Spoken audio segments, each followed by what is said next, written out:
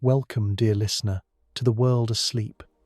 Tonight, we leave behind the noise of the shore and drift out into the open sea where the air tastes of salt and the world beneath us stretches into infinite blue. The surface is calm, rippling with starlight, but beneath this mirror of water lies another world, vast, silent, and dark. A place where sunlight fades and time itself seems to slow. It is the deep ocean, the largest and least known realm on Earth. Down there, beyond the reach of day, life glows softly in the dark. Creatures drift through black water like living constellations, transparent, luminous, patient. Some have never been seen by human eyes. Others carry secrets older than mountains. As the waves whisper against the hull, I wonder, where in the world are you listening from tonight, and what thoughts drift quietly through your own depths? If you'd like to return here again, to these calm, dark waters, you can gently like this video or subscribe, a small light that helps you find your way back. Now, close your eyes, take a deep breath, and follow me beneath the surface. Chapter 1. The creatures within the Twilight Zone. The descent begins at dusk, when the ocean's surface turns to liquid glass and the horizon fades into mist. You float there for a moment, watching the last light of the sun ripple across the water. Then, slowly, you begin to sink. At first, the sea is clear and blue, full of motion, full of life. Tiny fish flicker like coins in sunlight. Jellyfish drift like floating petals, their translucent bodies pulsing with soft rhythm. The world above glows with light. But with every meter you fall, the light begins to change. It weakens, it fades, and then it disappears. The color drains first, reds vanish, then oranges, then yellows, until only blue remains. Then even that blue dissolves into grey. The water grows cold. The sound of the waves fades to nothing. You've entered the Twilight Zone, the mesopelagic, a band of ocean that stretches from 200 meters down to 1,000. Here, sunlight cannot reach. Here, the deep begins to whisper. At first, the darkness feels empty. But then, faintly, the water begins to sparkle. Small flashes blink in every direction, blue, green, white. For a moment, it feels like drifting among stars. These are the lights of the living. They blink, pulse, shimmer communication in the language of luminescence. A lanternfish glides past, its sides lined with glowing organs that flash in rhythmic patterns, signaling others through the dark. A hatchetfish follows, its thin, mirror-like body catching what little light remains.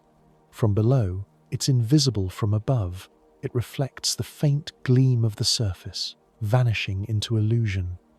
A bristlemouth, tiny but ferocious, drifts close its needle teeth, shining for an instant before it disappears again into shadow. The deeper you go, the stranger the world becomes. The siphonophore, a creature longer than a blue whale, drifts nearby, not one being, but a colony of thousands, each segment glowing in harmony, pulsing like a living chandelier. A viperfish, its body black as obsidian, hangs motionless in the water. Its jaw is filled with translucent fangs longer than its skull. Its lure glows faintly, an eerie invitation to anything that dares to come closer. Every creature here has adapted to a world without sun, where the only light comes from within. Some create flashes to confuse predators. Some ignite slow glows to attract prey.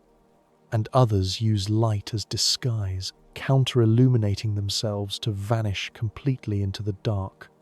The pressure here is immense, hundreds of times greater than on land. And yet, life thrives. It is quieter than silence, deeper than stillness.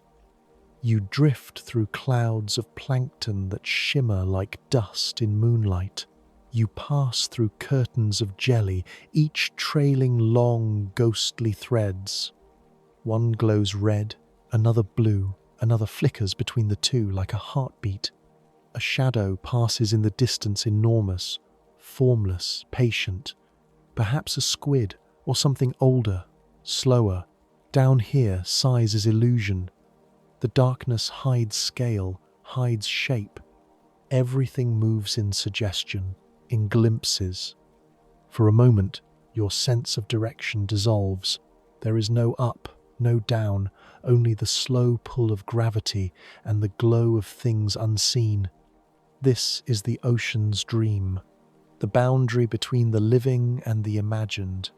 And though the creatures seem strange, even frightening, there is a kind of calm in their alien beauty. They are not monsters, they are survivors, proof that even in the most impossible corners of existence, life finds a way to glow. A rat-tail fish slides past, its tail trailing like a ribbon. Its eyes, huge and glassy, absorb the faintest glimmer. A glass squid, transparent and hollow, drifts by inside it. You can see its beating heart. It is nearly invisible, yet alive, a fragile ghost carried by invisible currents. The light above is gone now. You have reached the edge of night, the true beginning of the deep.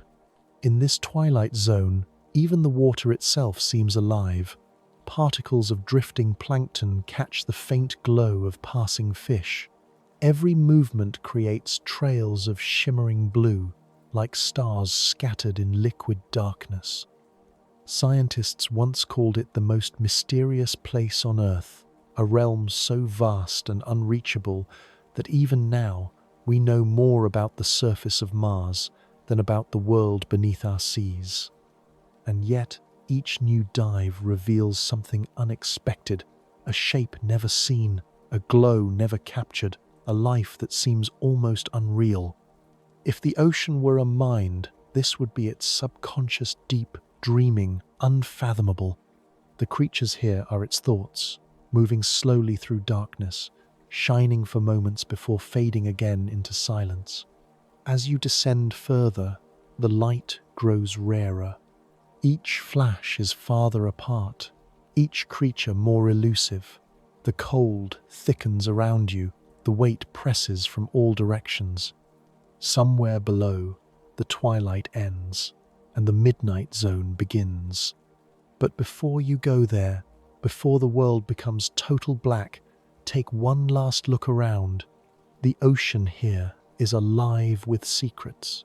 Every spark you see is a heartbeat. Every glow, a signal from a living thing that has never known the Sunday. You are surrounded by millions of eyes that see without light, millions of hearts that beat in silence. And all around, the water hums with the faint, slow rhythm of life continuing in the dark. This is where fear becomes wonder, where monsters become miracles, and where the human imagination finally meets its reflection drifting in the quiet depths between light and nothingness. Now breathe, and let yourself sink a little deeper into the midnight zone, where darkness is complete, and the creatures waiting below are unlike anything you've ever seen. Chapter 2. Life in the Darkness. The last traces of light are gone. Above you, the sea has closed like a curtain, sealing the sun away.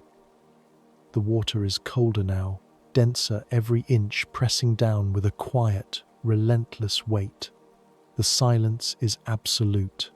You've entered the midnight zone, the bathypelagic, a realm of perpetual darkness stretching down for thousands of meters. No light has ever touched these waters. Here, the only illumination comes from life itself. At first, there is nothing, just endless black, the kind of darkness that feels alive, breathing softly around you.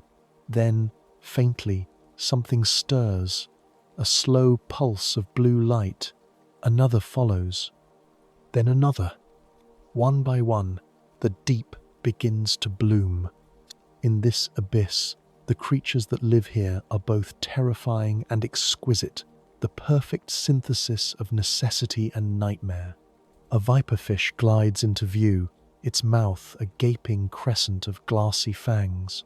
Its lure dangles from its head, glowing like a single candle in a cathedral of black water. It drifts slowly, motionless for long stretches, waiting for prey to draw near. Then, with impossible speed, it strikes teeth snapping shut in silence, swallowing the spark it created. Nearby, the anglerfish floats a living paradox of beauty and horror. Its body is small, almost fragile, but from its head grows a thin stalk tipped with light, a lure that sways gently, hypnotically. The light is bait, and the sea is full of the unwary.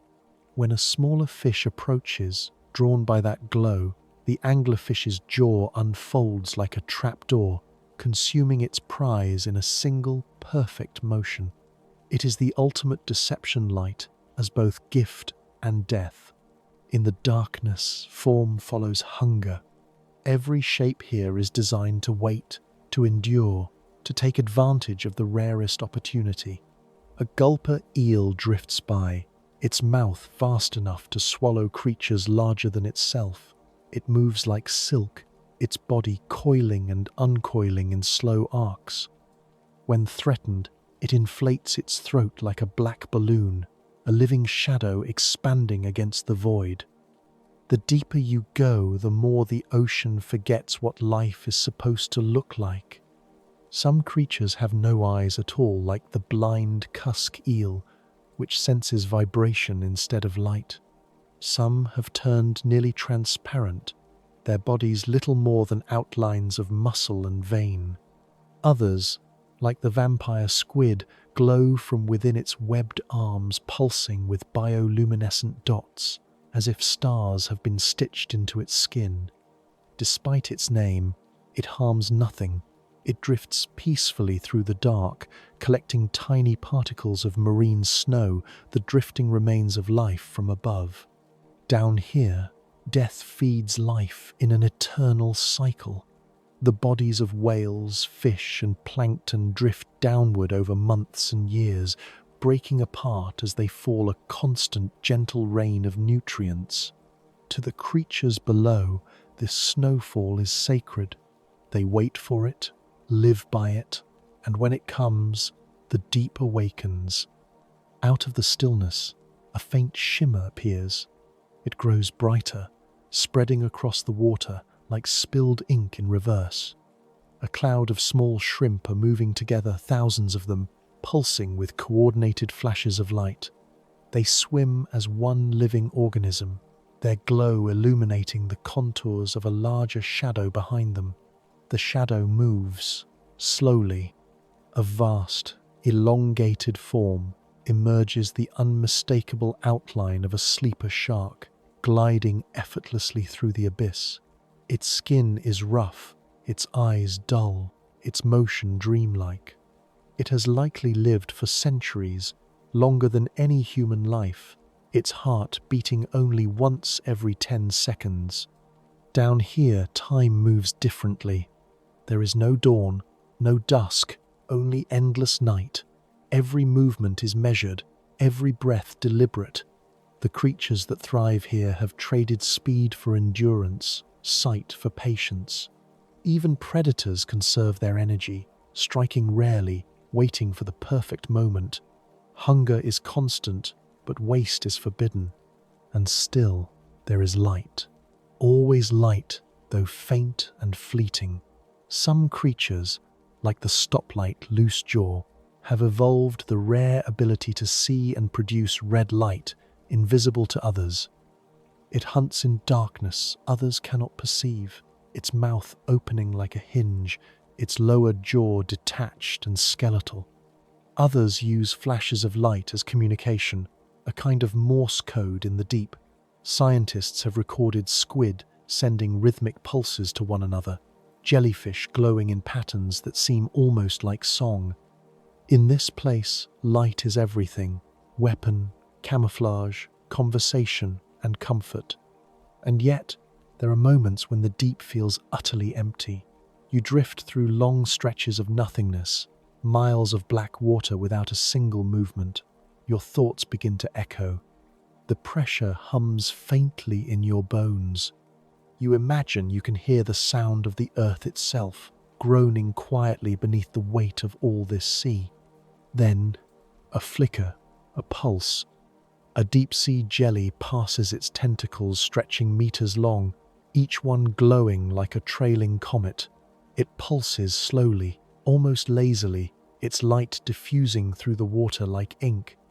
As it moves, smaller creatures cluster near it, using its glow as temporary shelter. This is how life survives here, in symbiosis, in quiet alliances, in borrowed light. To us, these beings seem strange, even monstrous, but down here they are perfect, shaped entirely by darkness, refined by pressure. They are the result of millions of years of quiet persistence, each one a masterpiece of evolution hidden in plain sight. Imagine how it must feel to live without day, without warmth, to never see the sun, to know only the deep hum of the ocean around you. Yet these creatures are not lost. They have simply become part of the sea's own heartbeat. You pass a small shoal of dragonfish, each with an elongated body that shimmers faintly with metallic blue. Their jaws glow when they open, revealing rows of nearly invisible teeth that glint like glass. They are predators, yes, but also strangely beautiful, elegant in their stillness. Here, beauty and fear are the same thing. Every flash of light could mean life or death. Every movement could be hunger or escape. Yet somehow, the scene remains tranquil. The water is calm, the lights drift and fade. Even in this darkness complete, crushing, eternal, the ocean feels peaceful, because beneath the fear lies something older, the knowledge that life always finds a way to shine. So let yourself drift deeper still, past the viperfish, past the angler, past the glowing swarms. The temperature drops again, the light grows rare, then vanishes. Below this lies another realm, a place few have ever seen, where the sea floor stretches into infinity, and creatures crawl through the sediment like shadows come alive. You are descending now toward the abyssal plains, a world where darkness becomes silence and silence becomes home. Chapter 3: The Abyssal Plains. The descent slows. The water around you feels heavier now, dense, cold, still. The darkness is complete. You've reached the abyssal zone, a world so deep that sunlight has never touched it. Here, nearly 4,000 meters below the surface, the pressure is unimaginable, crushing enough to shatter steel. Yet the creatures here drift and crawl as though weightless. The water is just above freezing. There is no color, no light, no sense of time. The deep has settled into a vast, eternal night. The ocean floor stretches beneath you, smooth in some places, broken and jagged in others. It is a desert of silt and stone, pale grey, rippled by slow, cold currents. Occasionally, a rock outcrop rises from the plain like a forgotten monument. The silence is so total, it feels like the world has stopped breathing. And yet, even here, life persists. A sea cucumber drifts gently across the mud, its body soft and gelatinous, feeding on the rain of organic particles that drift down from above. This constant fall of debris, plankton, shells, the remains of creatures long gone, is called marine snow. It descends endlessly, silently, a slow snowfall of death that nourishes the living. To the creatures here, every flake is sustenance. Nothing is wasted. Nearby, a tripod fish stands perfectly still upon three thin, delicate fins that rest like stilts on the seafloor. It faces the current, its long feelers twitching in the dark, waiting for prey to drift within reach. When something brushes its whiskers, it strikes with eerie precision, then returns to stillness. A brittle star moves across the sand, its 5 arms writhing in perfect, unnatural rhythm. Its movement is silent, deliberate, a ghostly dancer tracing invisible paths across the silt. And then, something larger stirs. From the gloom, a shape emerges, pale, soft, almost translucent. A sea spider, as large as a human hand, walks on spindly legs across the ocean floor. It is ancient, fragile, and slow, its pulse barely perceptible. The creatures here do not rush, they cannot afford to. Energy is precious, food rare. Every motion is measured, every breath a choice. Some feed only once a year, some live for centuries. This is the rhythm of the abyss, a world moving at the speed of eternity. You drift above the plain, watching faint movements in the distance. Something ripples along the seafloor, a giant isopod, like an enormous deep-sea pillbug, its segmented body armored in shell. It crawls patiently, scavenging, its antennae sweeping through the sediment. When it finds a scrap of food, a piece of decayed fish, a fallen fragment from above, it folds its legs inward, clutching it close, as though cherishing a treasure. Life here is quiet, but not lifeless. It endures, always enduring. And then, out of the darkness, something vast looms. A whale, or rather, what remains of one. A whale fall the final gift of the ocean's giants. The body has come to rest on the sea floor, its bones glowing faintly white in the dim light of passing bioluminescent shrimp. Around it, a new world has formed. Worms with feathery plumes rise from the carcass, feeding on the fats within the bones. Crabs and snails scuttle across the ribs, feeding on the tissue that remains. Small fish move cautiously through the debris, taking shelter among the bones. This single whale will sustain life here for decades. A brief but glorious bloom in a place where time almost stands still. You hover nearby, watching. The bones creak softly as the current moves through them. The creatures move slowly, methodically, a quiet dance of consumption and renewal. There is no cruelty here, only balance. The deep wastes nothing. Far in the distance, the seafloor begins to rise, the faint outline of a ridge. Black smokers, hydrothermal vents pierce the landscape, spewing mineral-rich water heated by the Earth's core. Around them, the darkness glows faintly blue and gold, a living light born not from the sun but from the planet itself. This is one of the ocean's strangest miracles, life without sunlight. Around the vents, dense colonies of tube worms sway in the shimmering current.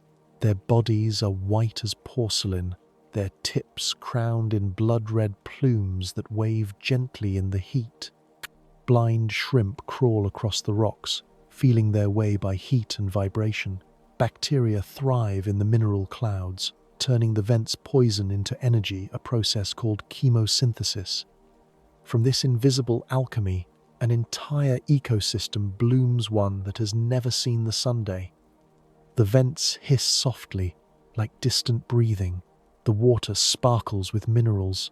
You can see the life clustered around them, glowing faintly in the light, a hidden garden in an eternal night. Everywhere else, the abyss stretches unbroken, flat, empty, immense. Occasionally, something passes overhead, a deep-sea jellyfish, its bell glowing, its tendrils miles long. It drifts slowly, a single living thread in the black tapestry of the sea. Sometimes, small tremors shake the ground, the quiet rumble of earthquakes far below, reminders that even here the world is alive. But for the most part, the abyssal plain sleeps. The stillness is profound, not dead, but timeless. Every movement feels sacred, deliberate. There is no haste, no sound, no wasted motion. The creatures that live here exist in a kind of eternal patience, waiting for the next snowfall, the next meal, the next quiet century. You begin to realize how small you are, floating above this infinite plain, a single breath in an ocean that covers most of the planet. More than half the earth lies in darkness like this, unseen, untouched, unknown. And yet, it breathes. The deep is not empty. It is the foundation, the slow, quiet heart of the world. The life that drifts here has adapted not to survive in darkness, but to belong to it. Their glow, their stillness, their slow, deliberate lives all speak of a peace that exists beyond the reach of the Sunday. You drift for a while longer, watching a pale eel disappear into the silt, a cloud of plankton shimmer in the current, a single vent flare with sudden light. And in this darkness, this vast, endless quiet, there is a strange comfort. The deep does not demand. It does not rush. It simply exists. And somehow, in that stillness, everything continues. Chapter 4: Giants of the Deep. From the still plains of the abyss, movement stirs.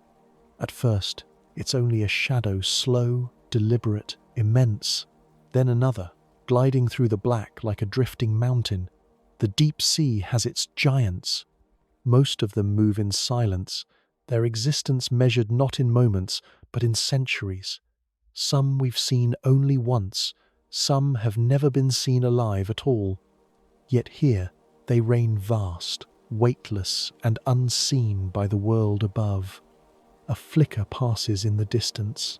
Then, from the dark, a shape appears, long, pale, and graceful. It is a colossal squid, one of the rarest and most enigmatic creatures on Earth. Its body stretches more than 10 meters, its tentacles lined with rotating hooks. Each movement is slow and ghostly, like fabric drifting in water. Its eyes, each as large as a dinner plate, search the black for faint glimmers of prey. They are the largest eyes of any creature alive, able to detect the faintest trace of bioluminescence miles away. For the squid, light is language, and the dark is home. It moves with ancient calm, a relic of evolution that has changed little in millions of years. To watch it pass is to glimpse something older than human memory, a life built entirely for silence and shadow. Then, a sound. Low, distant, rolling through the water like thunder, the call of a sperm whale. No other sound travels farther through the sea. Each click, each pulse, echoes for miles, bouncing off the unseen walls of the abyss. The whale hunts in the blackness, using sound as sight. For centuries, sailors told tales of titanic battles between whales and monstrous squids, myths of the kraken, of beasts tangled in combat deep beneath the waves. And though those legends were born of fear, they carried a grain of truth. Down here, those battles still happen quietly, invisibly, far below the reach of light. A colossal squid drifts, its tentacles unfurling. A shadow approaches, massive, sleek, alive with motion. The whale moves with purpose, its sonar clicking rhythmically, searching for the faint vibrations of its prey. Then, a blur. The squid darts, the whale turns. Their movements are too fast, too fluid to follow. There is no violence, only nature, two giants meeting in an ancient dance of hunger and survival. The whale wins. It always does. When it surfaces again, Thousands of meters above, the scars of the struggle will mark its skin's circular patterns left by the squid's hooks, proof of encounters that the daylight world can only imagine.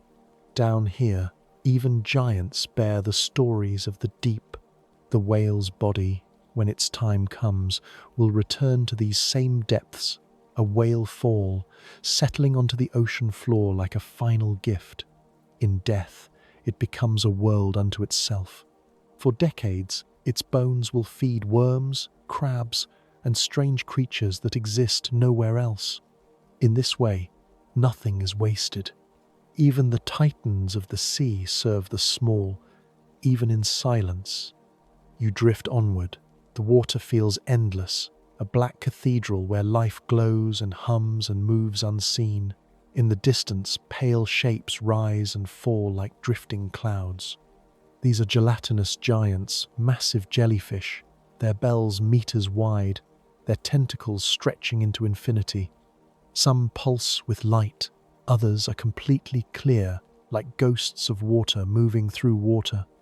Each one is both fragile and vast living lanterns suspended in gravity's dream. Here and there, you pass other shapes, oarfish, long and silver, moving like ribbons. Their heads crowned with red crests, they resemble serpents of old mythology. For centuries, fishermen believed they were omens, rising before storms or earthquakes. But here, they are simply part of the sea's slow rhythm, drifting with the currents like thoughts. The giant amphipods crawl along the floor, their bodies the size of small birds, grotesque, armored, strangely elegant. They pick apart what the giants leave behind, part of the ocean's eternal cycle of transformation. Even higher in the water, creatures larger still pass through the dark-beaked whales, their sleek bodies rising and sinking on ancient migratory paths.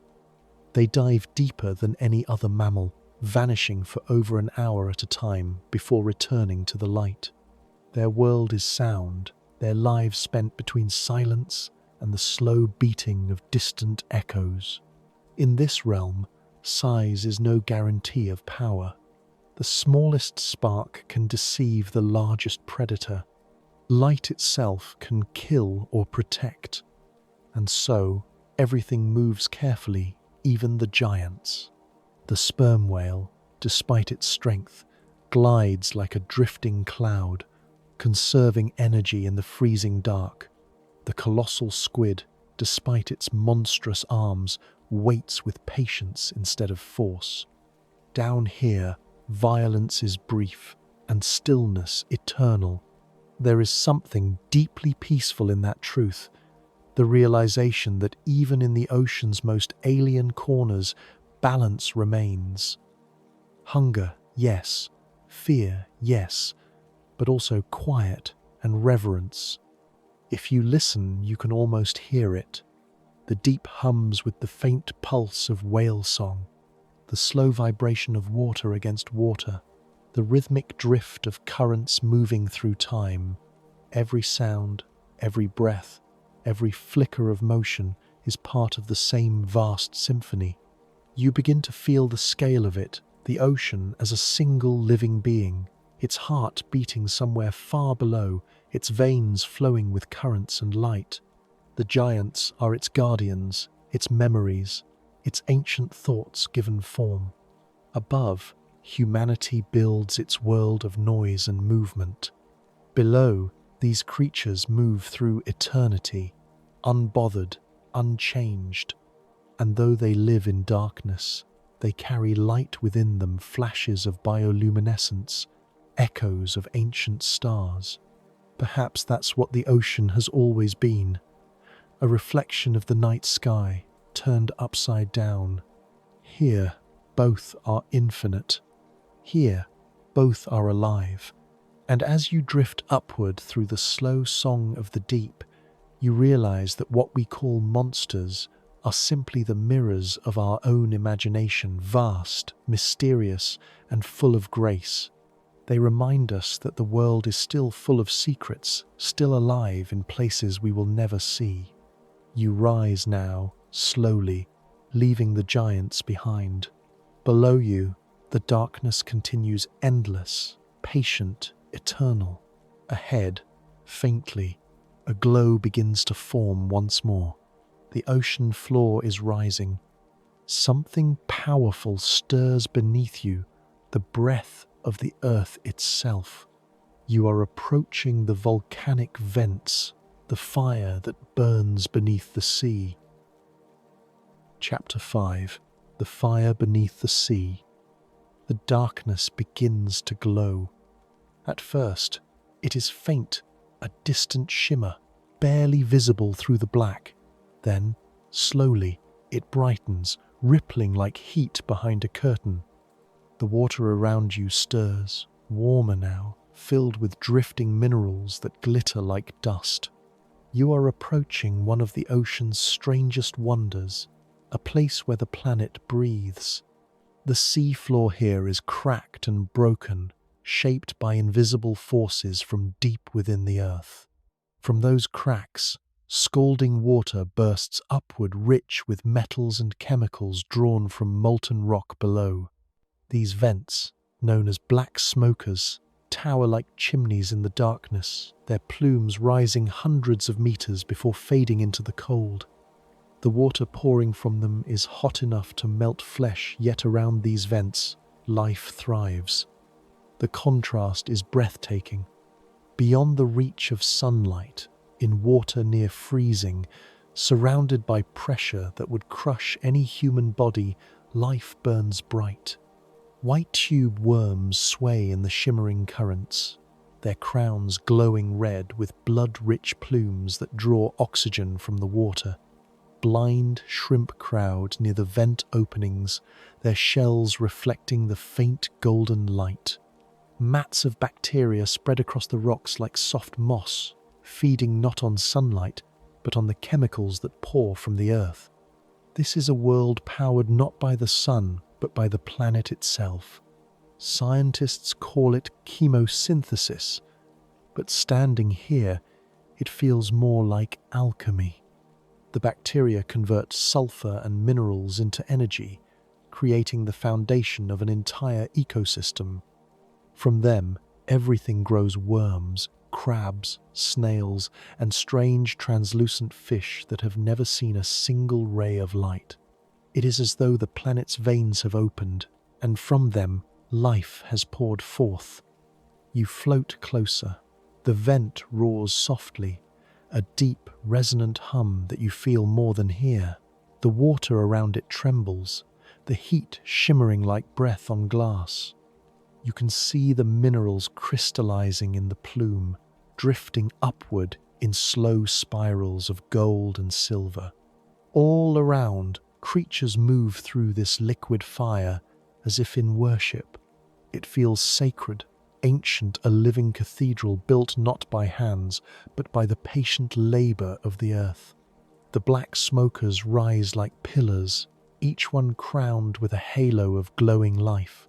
Between them, the seafloor glows faintly red, volcanic rock still warm from the planet's pulse. Here and there, bubbles of methane drift upward, catching the faint bioluminescent glow of passing fish. And yet, for all its fury, this place is peaceful. The water flows, the vents hiss, the worms sway, everything moves in rhythm with the slow breath of the world below. This is where creation never ended, where the line between destruction and birth blurs completely. The same fire that forged the continent still burns beneath the waves. It tears the seafloor open, but from that wound, life emerges small, fragile, unstoppable. You imagine the earth long ago, when oceans were young and the sky was red. It might have looked like this: molten rock meeting cold sea, the first sparks of life gathering in the heat. Perhaps what you're seeing now isn't only survival but memory, a glimpse of the beginning, still playing out in silence beneath the waves. You drift farther, following a vent field that stretches for miles. The terrain is jagged, sculpted by lava and time. Towers of basalt rise from the floor like spires. Some are covered in layers of white bacteria, others blackened and glistening with fresh mineral crust. Between them, rivers of superheated water flow like ghostly flames, invisible but deadly, their paths marked by trails of rising bubbles. You watch as a small fish passes too close, caught for an instant in the heat, then drifts away, still glowing faintly from its own bioluminescence. Even here, death is not waste. The scavengers are never far. Tiny amphipods gather, feeding quickly before the current carries them away. Life continues, undeterred. You notice, too, how the creatures here seem unafraid of change. The vents collapse and reform constantly, reshaped by tremors from below. What is destroyed one day is reborn the next, always slightly different, but always alive. It is as if the ocean itself is practicing resilience. Even the bacteria, when stripped from their stones, drift upward to colonize new vents, spreading life wherever the earth breathes. And still, the deep hums. Far in the distance, another plume erupts, a silent explosion of black smoke curling upward like an underwater storm.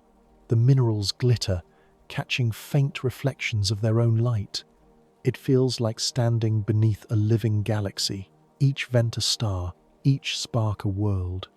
For a moment, you forget that this is the same ocean you swam in at the surface, the same sea that touches every shore, every coastline. Up there, the water is blue, filled with sunlight and movement. Down here, it is infinite and still, and yet somehow, both worlds belong to one another. You think of the creatures you've seen on this journey, the glowing fish of the Twilight Zone, the predators of the midnight, the giants that move like drifting mountains. All of them depend, in some way, on this deep fire.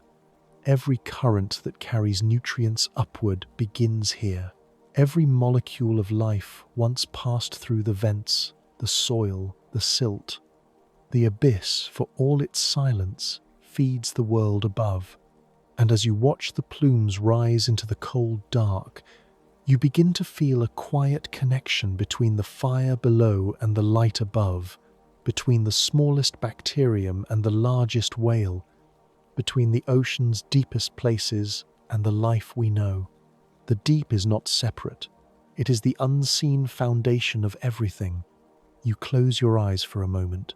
The warmth drifts past your skin like a ghostly tide. The hum fades to a whisper. The vents pulse softly, steady as breath.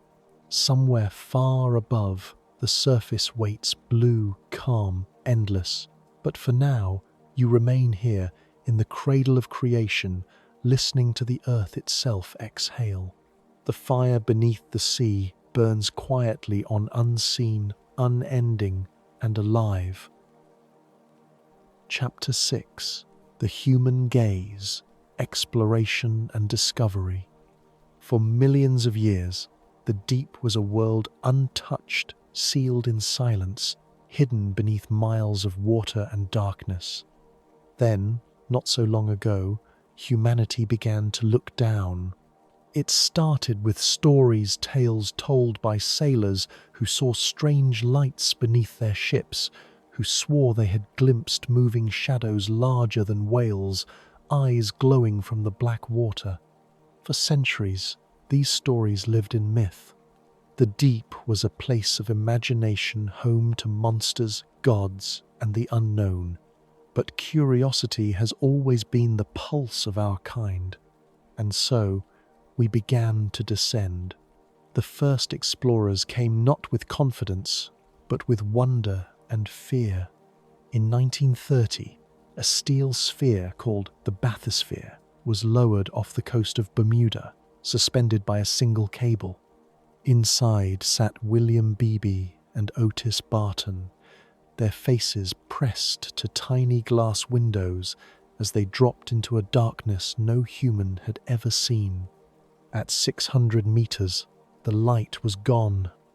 At 900, the pressure outside was enough to crush a battleship. And yet, through that small window, Beebe saw movement, flashes of blue and green luminous shapes drifting by like living ghosts. He described creatures that no one else ever saw again: pale fish with glowing eyes, jellies shaped like stars, and a small fish with a ring of fire burning within its head. Whether memory or miracle, his words captured something true, that the deep is not empty, but alive beyond imagination. The dream of descent continued. Decade by decade, our machines grew stronger, our eyes clearer. In 1960, Jacques Piccard and Don Walsh made the deepest dive in history, descending to nearly 11 kilometers in a vessel called the Trieste, into the Mariana Trench, the deepest point on Earth. It took 5 hours to reach the bottom. Outside their window was nothing, just endless grey silt. And then, movement. A small flatfish, alive, stirring in the sediment. Even there, where the pressure could crush steel and the light had never existed, life persisted. When they returned to the surface, Piccard wrote, "The impression of total stillness was so profound that I thought of it as a kind of eternity. Since then, the world has sent many eyes into the dark rovs, remote vehicles, their lights piercing the abyss like artificial stars. Cameras now drift where no diver could survive. They have filmed the slow pulse of giant squids, the flicker of bioluminescent clouds, the breath of vents, the fall of whales. And yet, for all our progress, the ocean remains mostly unknown. We have mapped the surfaces of distant planets in more detail than our own seafloor. More than 80% of the deep remains unexplored. Each expedition reveals something new, a creature no one has seen, a landscape no one has imagined, and still, it feels as if we've only opened the first page of a book too vast to read. But it is not just curiosity that drives us downward. It is reverence. For every scientist who pilots a submersible, for every engineer who builds a probe, there is a quiet awareness of entering sacred ground. The deep does not reveal itself easily. It demands patience and humility. When the Alvin, a small American submersible, first reached the hydrothermal vents in 1977, its pilot, Jack Corliss, described the scene as if witnessing creation itself. A black landscape of rock and fire, alive with creatures that should not exist. For the first time, humanity saw life powered by the Earth's own heat, not the sun proof that life can thrive anywhere energy flows. Every dive since has carried that same astonishment. Each new image from the deep, the slow glide of a jellyfish, the flash of an eel, the flicker of a worm's red crown feels like a whisper from another world. And yet, even as we explore, we change what we touch. The deep is delicate. It has existed in perfect balance for millions of years, but our presence, our waste, our noise, our curiosity reaches farther than we realize. Tiny plastic fragments have been found even in the Mariana Trench. Deep sea mining threatens to scar the plains where life moves in silence. The hum of engines and sonar now echoes through waters that once knew only the songs of whales. We are the first species to truly see this world, and perhaps the last with the chance to keep it unbroken. The ocean does not resist us. It simply endures. It absorbs, adapts, continues. But in its stillness lies a reminder. To see the deep is to witness the fragility of all things. When submersibles rise back to the surface, their windows fog with the change in temperature. The black water fades to blue, The light returns, and every explorer says the same thing, that for a moment, down there, they felt something greater than knowledge, something like peace. Perhaps it is because the deep reflects what we seek within ourselves: quiet, mystery, endurance. Perhaps it is because its creatures remind us that life is capable of adapting to anything, even total darkness. Or perhaps it's because, in that silence, the ocean feels almost like a mind, vast, dreaming, timeless. You imagine it now, the submersible lights fading in the black. Above it, the long chain of life and current and sound, stretching upward toward the world we know. Below it, endless dark, patient, ancient and alive. The deep watches, unchanging. It does not answer our questions. It simply remains infinite, breathing, and full of quiet grace. And as our machines rise through the water, as the light of the surface draws near, you realize the ocean never needed us to explore it. But perhaps we needed it to remember how small, how miraculous, and how fleeting we really are. Chapter 7. Alone beneath the surface. You are rising now, slowly carried upward by the same quiet currents that brought you down. The water grows lighter, softer, more alive with motion. And yet, even as you ascend, the deep remains within you, the memory of that vast silence, that boundless night. Below, the ocean still moves with its unending rhythm. The vents continue to breathe. The worms still wave in their mineral gardens. The giants drift through black water, their hearts beating once every few seconds, their eyes wide and patient. The lights of the deep still flicker and fade, each one a living star suspended in an eternal sky. The ocean has not changed, but you have. You have seen what few have seen. A world beyond sunlight, beyond fear, beyond time itself. A world where life glows from within, where every creature is both fragile and eternal. And now, as you drift upward, the black begins to soften into blue. The pressure lessens. The water warms. Tiny specks of light shimmer above the first hints of the surface. But before you return to the air and the waves, pause for a moment in this half-light, the place between worlds. Here, the sea hums softly, like the slow breath of the earth. You can feel it in your bones, that endless, patient pulse, the same rhythm that beats in the heart of every living thing. Listen closely. It is the sound of life continuing, even in darkness. It is the ocean's heartbeat, the silent heart of the world. Perhaps that is why the deep feels sacred, because it is not empty at all. It holds everything, the beginnings and endings of life, the memory of the first cells that ever stirred in warmth, the promise that life will always find a way. It holds our fear and transforms it into wonder. It holds our curiosity and answers with silence. It holds our reflection quiet, slow, eternal. Imagine the creatures you've met on this journey, each still moving far below you now. The viperfish gliding through its endless night, the glass squid, its heart glowing faintly in its transparent chest, the colossal squid, patient and unseen, its eyes open to the dark, and the whale, miles above it, singing a song that travels farther than any voice on earth. Every one of them belongs to this same breathing system, a living web that stretches from the trenches of the sea to the sky above the waves. And so do you. Every drop of water that has touched your skin once fell as rain, drifted in rivers, froze in clouds, and returned to the sea.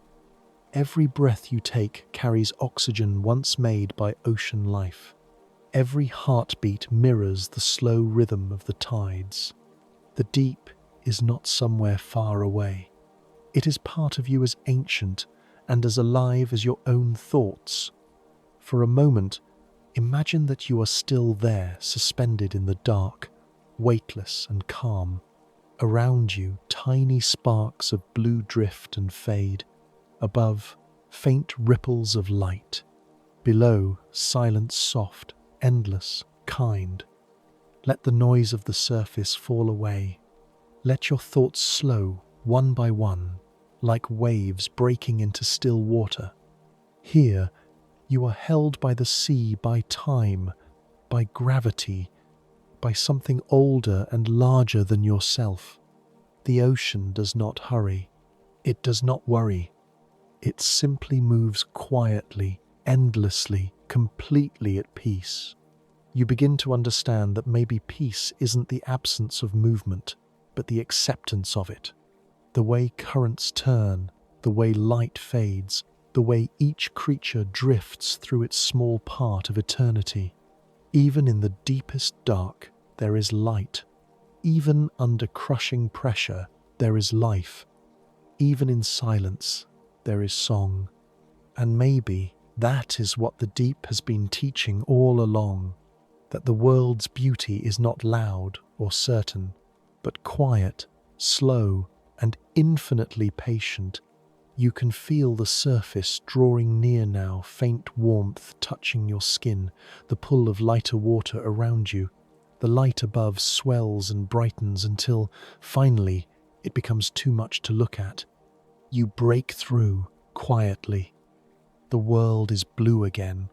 The air tastes clean and cold. The stars still shine above the same constellations reflected once more in the ocean below. The waves rock you gently. The night hums with peace. And as you float there, between sky and sea, you realize that you are no longer separate from the world. You are part of its endless rhythm, part of its deep and dreaming heart. Take one last slow breath. In and out. The ocean is still there, beneath you, vast, silent, and alive. It will always be there, waiting. And now, it is time to rest. Let the darkness close softly around you once more. Let the sea cradle you in its quiet rhythm, and drift slowly into sleep.